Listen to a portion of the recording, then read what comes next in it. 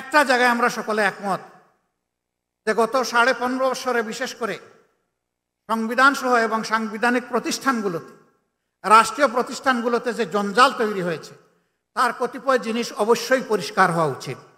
এই জন্য সকলে আমরা একমত, এখানে কারো কোনো দলমত নির্বিশেষে দ্বিমত নেই যে কোনো সংস্কারের প্রয়োজন নাই। আমরা সবাই বলছি সংস্কার প্রয়োজন। কতটুকু প্রয়োজন সেটা নিয়ে হয়তোবা মতপার্থক্য থাকতে পারে, কিন্তু সংস্কার যে প্রয়োজন এই ব্যাপারে কোনো মতপার্থক্য নেই। আমরা মূল থেকে একটি কথাই বলে এসেছি, আমরা বর্তমান সরকারকে যৌক্তিক সময় দিতে চাই এই সংস্কারের জন্য। যৌক্তিক সময় মানে অযৌক্তিক সময় কাটানো নয়, আবার যৌক্তিক সময় মানে চাপ দিয়ে হুড়াতাড়া করাও নয়। যৌক্তিক সময় হচ্ছে এ কাজের জন্য, মৌলিক সংস্কারগুলোর জন্য যেটুকু সময় প্রয়োজন আমরা সরকারকে সেইটুকু সময় দেওয়ার পক্ষে। ইতিমধ্যে সরকার প্রধান জাতীয় নির্বাচনের ব্যাপারে কিছু কথা তিনি জাতিকে বলেছেন। আশা করি অবিলম্বে তিনি বিষয়টা আরও স্পষ্ট করবেন, তাহলে জাতি এই ব্যাপারে আরও আশাবাদী হবে, আরও আস্থাশীল হবে এবং নিজেদের নির্বাচনী পরিকল্পনা সাজানোর সুযোগ প্রত্যেকটি দল পাবে। আমরা এটা আশা করি। প্রিয় দেশবাসী এবং সুধীমণ্ডলী, বাংলাদেশকে গড়ার একক দায়িত্ব কোনো দলের নয়। বাংলাদেশকে গড়ে তোলার দায়িত্ব 18 কোটি মানুষের। কিন্তু 18 কোটি মানুষ কিভাবে করবে? তাদের তো একটা পথ লাগবে, রাস্তা লাগবে।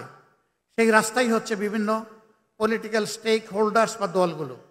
তাদের মাধ্যমেই জনগণ সংগঠিত হয় এবং তাদের আস্থা, তাদের ভাবনা জাতীয় জীবনে তারা তুলে ধরে। রাজনৈতিক এই দলগুলার কাঁধে এখন গুরুদায়িত্ব বর্তিয়েছে।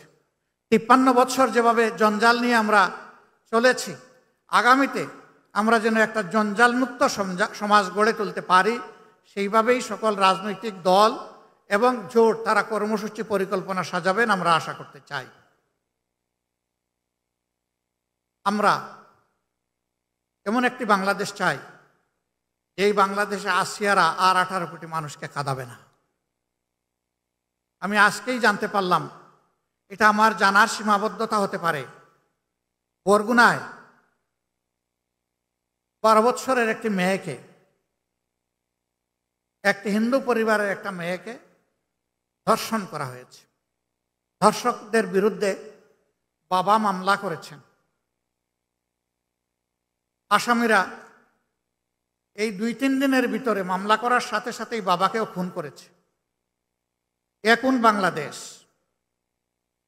এই বাংলাদেশ তো 18 কোটি মানুষ চায় না। এই পশুত্বকে বদলে দিয়ে আমরা একটা মানবিক বাংলাদেশ চাই এবং আমরা বিশ্বাস করি মানুষ যদি আল্লাহকে ভয় করে, মানুষ যদি আল্লাহকে ঠিকমতো ভয় করে, তাহলে মানবিক বাংলাদেশ গড়ে তোলা সম্ভব।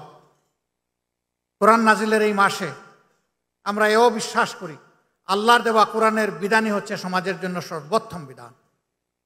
এই বিধানের ভিত্তিতেই আগামীর মানবিক বাংলাদেশ গড়ে উঠুক, সেই প্রত্যাশা ব্যক্ত করে আবারও আপনাদের প্রতি কৃতজ্ঞতা জানিয়ে আমার কথা এখানেই শেষ করছি। আসুন প্রভুর দরবারে আমরা হাত তুলে দোয়া করি।